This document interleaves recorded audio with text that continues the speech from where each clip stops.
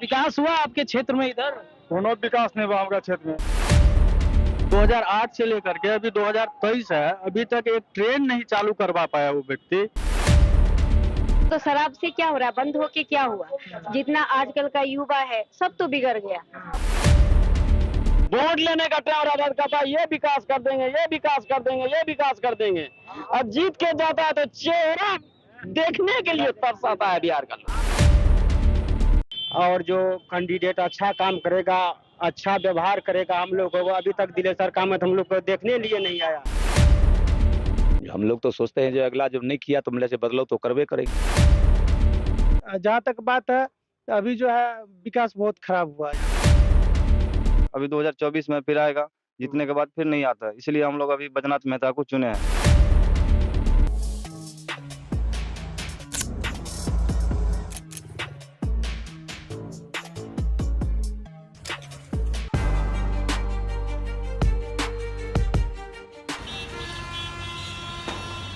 देखिए, नेताओं की तरह चुनावी वादा तो हम आपको नहीं करते हैं, लेकिन एक वादा हमने आपको किया था कि पूरे बिहार के कोने कोने में पहुंचेंगे और दोनों गठबंधनों, इंडिया गठबंधन और एनडीए द्वारा किया जा रहा दावा आपके समक्ष हकीकत के तौर पर लाकर पहुंचाएंगे। सुपौल में समस्या देखिए, एक तो 2008 में जो बाढ़ जो है कि आई हुई थी, उस टाइम जो कि रेल लाइन जो है 2008 से लेकर के अभी 2023 है, अभी तक एक ट्रेन नहीं चालू करवा पाया वो व्यक्ति। आलू का दाम, प्याज का दाम, सब्जी का दाम, महंगाई दिनों दिन बढ़ते जा रहा है। सब अपना अपना जनता जो है मर रहा है कि जा रहे हैं बैग उठा के 6 महीना के लिए, फिर उधर से आ रहे हैं, वो पैसा खत्म हो गया, फिर पंजाब बाहर जा रहे हैं, कभी चेन्नई, कभी बेंगलोर, कभी महाराष्ट्र, कभी गुजरात, कभी कहीं जाना तो पड़ता है। ये समस्या हल कहाँ हुआ बिहार में? तो शराब से क्या हो रहा है, बंद होके क्या हुआ? जितना आजकल का युवा है सब तो बिगड़ गया। एक ही फसल लगेगा नहीं उपजेगा, जब उसको हम बदल के लगाते हैं तो उसका उपज बढ़ जाता है। हम लोग का 2 नदी है, आज 30-40 बरस से एक ठो पुलवा न बना रहा है। नाला नहीं बन रहा है, ठीक है, और पानी की दिक्कत है। उधमपुर जाने के लिए बहुत दिक्कत है। ये जो पुल बना है वो पुल भी डेंजर बना है, माने कि डुप्लीकेट बना है। आधा पुल गया, टूट गया, पाया था सब टूट गया। छोटा सा एक रिक्शा का जगह रह गया है। विकास हुआ आपके क्षेत्र में इधर? कोनो विकास नहीं हुआ हमारा क्षेत्र में। कोई विकास नहीं हुआ हमारा क्षेत्र। जमीन जो है यहाँ का किसी का नहीं है।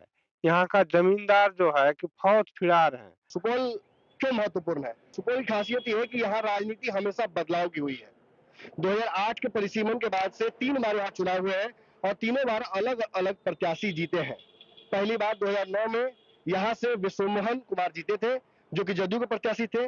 फिर 14 में जब भाजपा और जदयू अलग अलग चुनाव लड़ी थी, तब रंजीता रंजन, जो कि पप्पू यादव की पत्नी है, वो कांग्रेस से यहाँ चुनाव जीती थी। लेकिन 2019 में यहाँ पर ऊंट जिस करवट बैठा था वो जानना मजेदार है।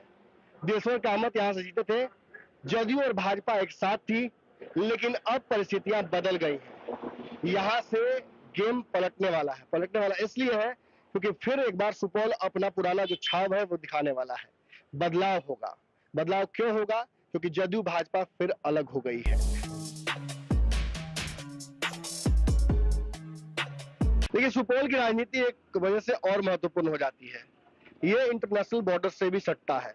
उत्तर में सुपौल के नेपाल है, आसपास खास बात क्या है, एक तरफ सीमांचल तो दूसरी तरफ मिथिलांचल।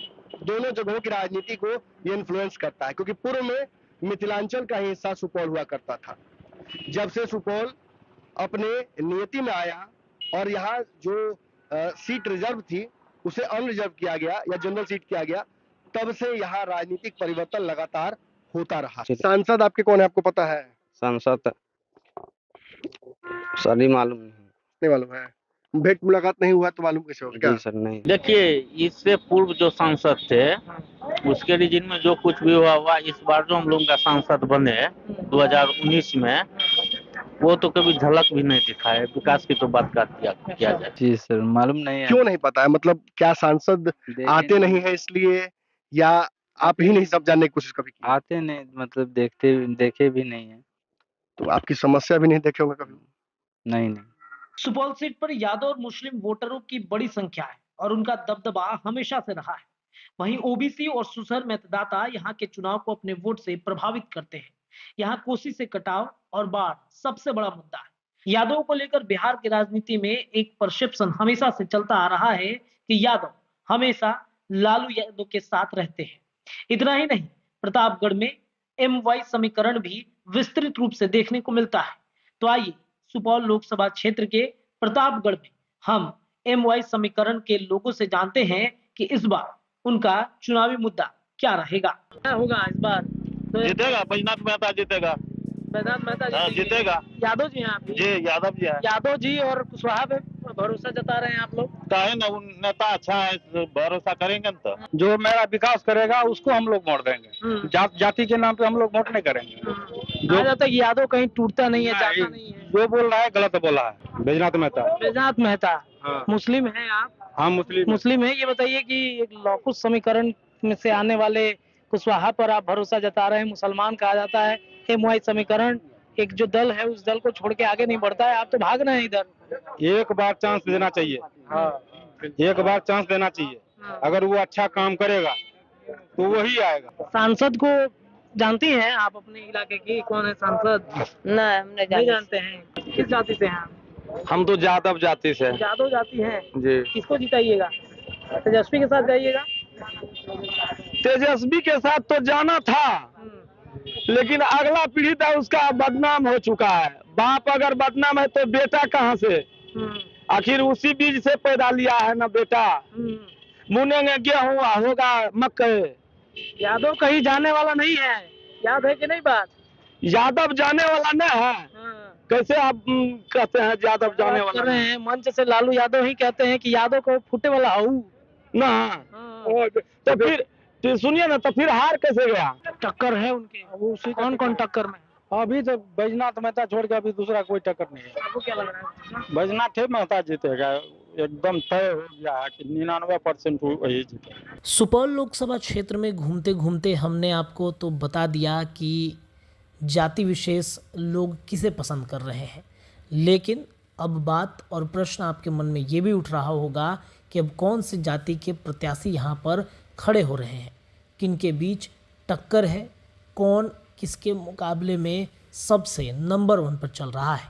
इन्हीं सब बातों को जानने के लिए और जनता का मिजाज टटोलने के लिए हम सुपौल लोकसभा क्षेत्र में आगे बढ़ते हैं और लोगों से राय जानते हैं कि किन के बीच में टक्कर कांटे की चल रही है। क्या बदलाव सुपौल की जनता फिर देखना चाहेगी इस बार?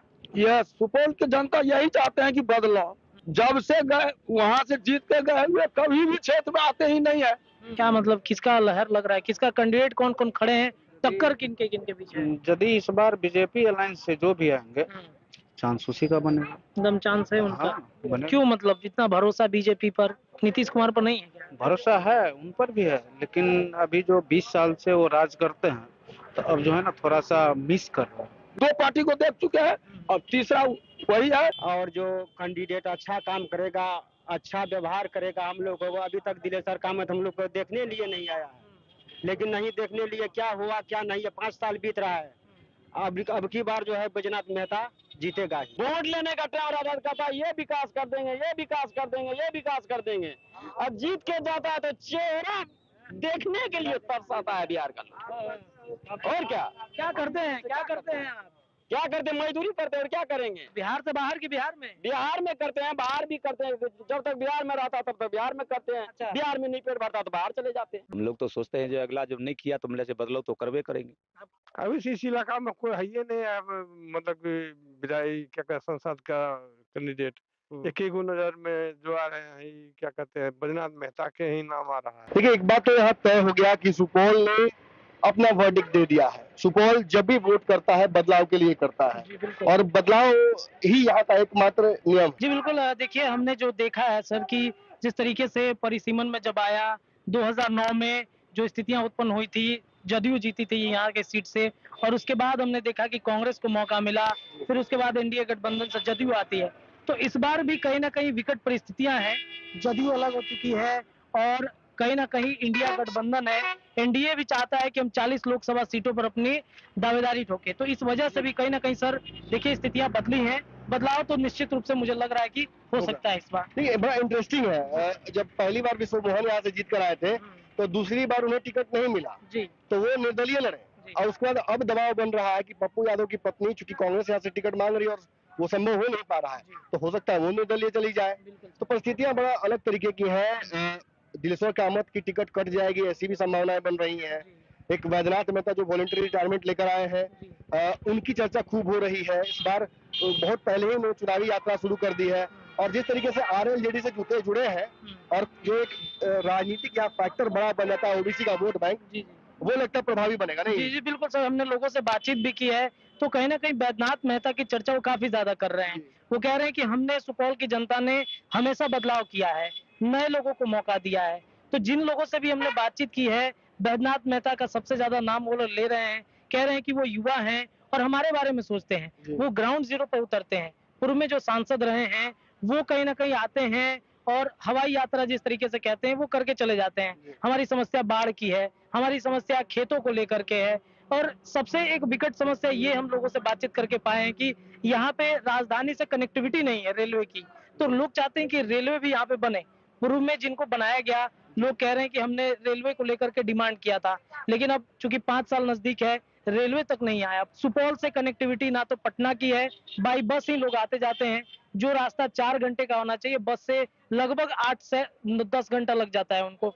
तो ये परिस्थितियां हैं सर, बदलाव मुझे लग रहा है। समस्याएं तो क्षेत्र में बहुत सारी हैं, लेकिन एक खास बात ये है कि जदयू का गढ़ रहने के बावजूद मंत्री यहाँ से विधायक भी हैं सुपौल के शहरी क्षेत्र से, विजेंद्र यादव ऊर्जा मंत्री काफी दिनों से जीत रहे हैं। कहा था कि अच्छा खासा उनका प्रभाव भी, दिलेश्वर कामत को भी कहा था प्रॉक्सी से हैंडल करते हैं। लेकिन कहीं ना कहीं जदयू जब जमीन पर हम उतर रहे हैं तो कमजोर नजर आ रही है।